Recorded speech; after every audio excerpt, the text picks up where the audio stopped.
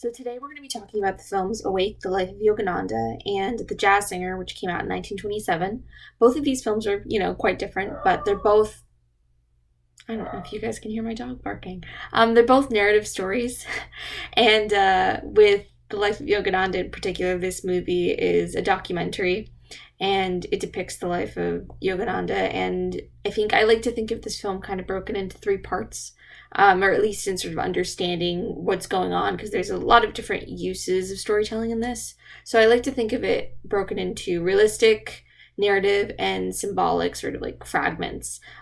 Realistic would refer to the film's emphasis on depicting Yogananda's life and his teachings and sort of how they were received by the world. And in this sort of part of the movie in particular, you kind of see his emphasis on meditation as a ritual to sort of connect you to your God and your divinity, and his autobiography, which sort of propelled him into the world with people being able to understand his teachings, are sort of a collection of the myths that sort of go into his teachings, and without necessarily being centered on one religion in particular, like the fact that Christians were able to connect with the material, even though it might oppose ideas of like God being in everything versus God being separate and some like a higher power than us, rather than, one of Yogananda's teachings that God is in the spine, and, down that whole tangent. But the other two sort of fragments of this film's storytelling I like to think of are narrative and symbolic. And so narrative would refer to the sort of like hiring of actors to act out scenes of Yogananda's life. And I like to sort of think of him, and I'm going to expand on this later, but as the hero of this film, if you think of it as a film, just because it sort of follows this idea of like in relation to like Otto Rank and Joseph Campbell's ideas of the path of the hero.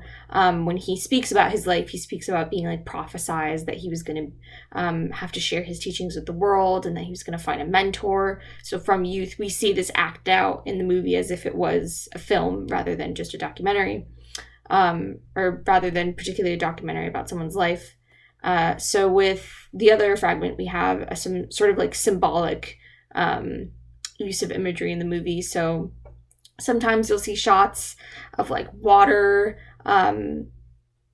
just water or eyes opening. And I remember at one point in the film, after his mother had passed, you see this godly figure. And I like to think of these as sort of representative of his teachings, and to be open to interpretation about their place in the movie, of, this emphasis on Yogananda's teachings with consciousness. And, that again is played into the name of the film, which is, Awake, and then The Life of Yogananda. But this idea of consciousness, and that as a yogi, he was aware of this and trying to spread this message with the world. And so we're going to switch on over to The Jazz Singer, which, came out in 1927, and it's referred to as a photodramatic production, which, totally summarizes the experience of the fact that it's a largely silent film. So it very much so relies on the written on-screen dialogue, so sort of telling us, they're almost like subtitles explaining what the characters are saying, because you can't hear them talking for the most part. And it relies on the expressive faces and mannerisms of the actors to sort of take you through this film as a narrative story, and the fact that you're watching actors and characters go through their life.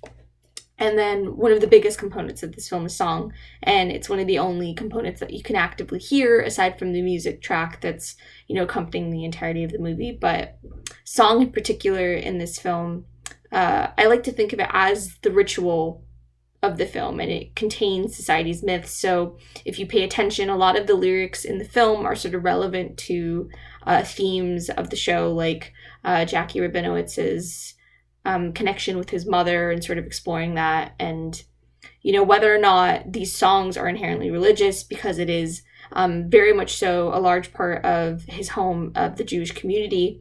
And when he grows up and he leaves his home and is distanced from this part of his life and pursues Broadway, you kind of see that there's like a difference in like the religious importance of music and tradition and connection to it.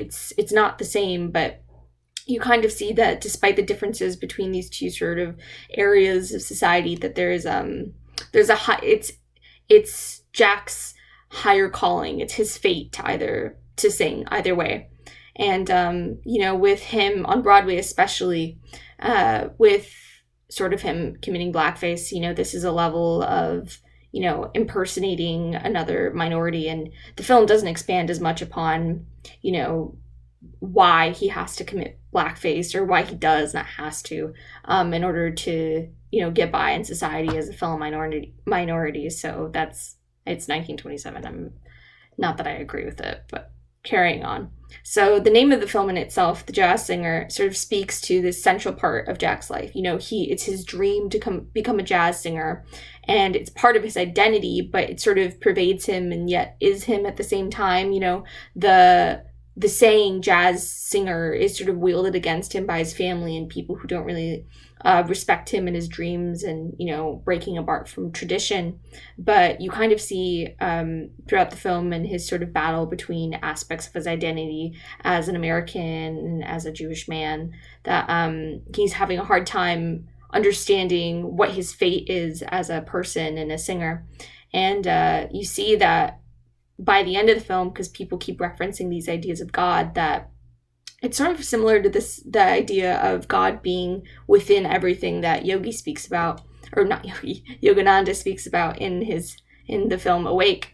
But you see that later in the film, they sort of reference that God is, even in his voice, that it's God's voice to sing. And ultimately, by the end of the film, his identities are sort of married in someone saying that he is a jazz singer singing for his God. So people finally recognize the fact that he doesn't have to choose between his identities. He is both. So, the themes of both of the films, respectively, Awake very much so speaks about this idea of communal belief without inherently having very strict religious overtones to it. Although, it did originate from India, but somebody in the film referenced, or in a great quote said that Yogananda gave vocabulary to talk about the human spirit that got us away from dogma, doctrine, and ritual. So it's interesting to think about something that's, born from sort of religious ideas that doesn't intrinsically link itself to ritual, and is able to apply to, or it is able to connect to people who identify with many different religions. It's interesting to think about that. And then there's also this emphasis on transcendence from the natural world, and the sort of limited box of your beliefs that, keep you shielded away from others' beliefs.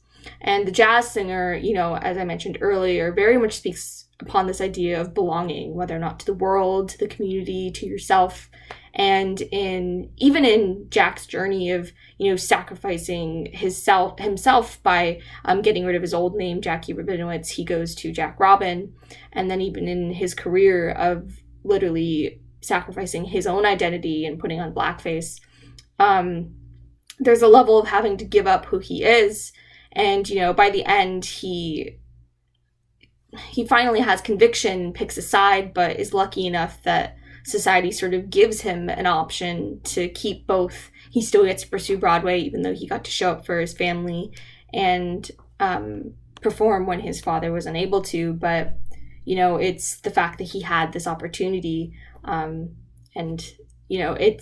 I personally, when I was finishing the film, did not think he'd be given the opportunity to, pursue going on Broadway, but it surprises you. And, both of these films, very different, but Awake and The Jazz Singer are both, interestingly enough, sort of stories about heroes, and discussing their fates and how they are regarded as heroes. And, it's not like both of the films are action pieces and people are fighting to save others, but I think on a symbolic side, both of the characters' purpose is to serve or save others. And, this idea of, more so for Awake, this idea of Joseph Campbell with taking enlightened knowledge that you gain of consciousness in particular, and then sharing it with the public who may not have access to the information. And then with Jazz Singer, it's more so the ideas of Otto Rank with, you are born into this world, and then everything is just sort of staged to an attainment of a career in a sense, and everything that goes into like what affects you at birth and how that sort of shapes you as an adult. And with Awake, there's this idea that Yogananda has a higher purpose to sort of spread this ritual of yoga, and how it has a universal connection between the self and the God, this ritual in itself with the world.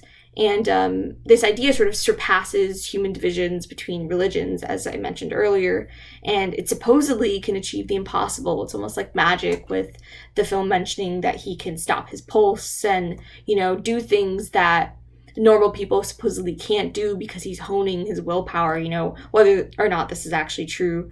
And if there was footage of it, if it was just, people getting caught up in the idea of being able to control their connection to God, that's debatable. But Yogananda makes it a point to mention in the film, or the director makes it a point to bring in that information, that Yogananda did not in any way pit science and religion against each other, which is interesting because among sort of the material that I was pulling from, Lord Raglan would probably appreciate this idea that there's an emphasis on science, and that it may not trump religion, but it can be connected to it as sort of an idea of human innovation and something that was created by humans to sort of cope with our place in the world.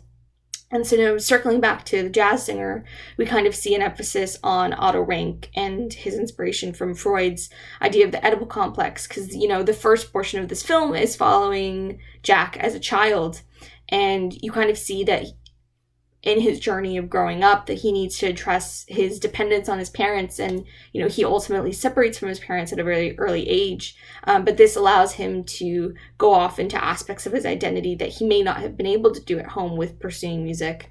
So there's definitely unresolved anger with his father, and the film shows a little bit of the fact that his father may not hate him, he still loves him. It's just a conflict between understanding what his son wants to be, and is also a product of assimilation of Jack growing up in America and having differing opinions on what he could be as a person, aside from a man who happens to be Jewish and has to exist within that community, but also wanting to pursue a career in Broadway that isn't stuck in that community.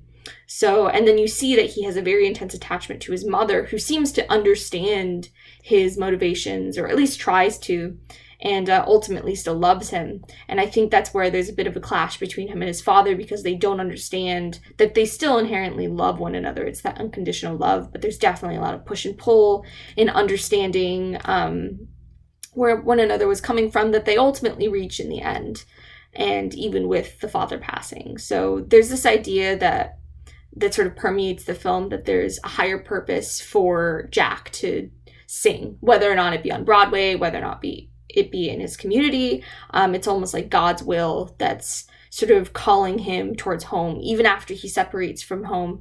And he was so torn between choosing what he was going to do, if he was going to sing on Broadway or sing for his community when they needed him.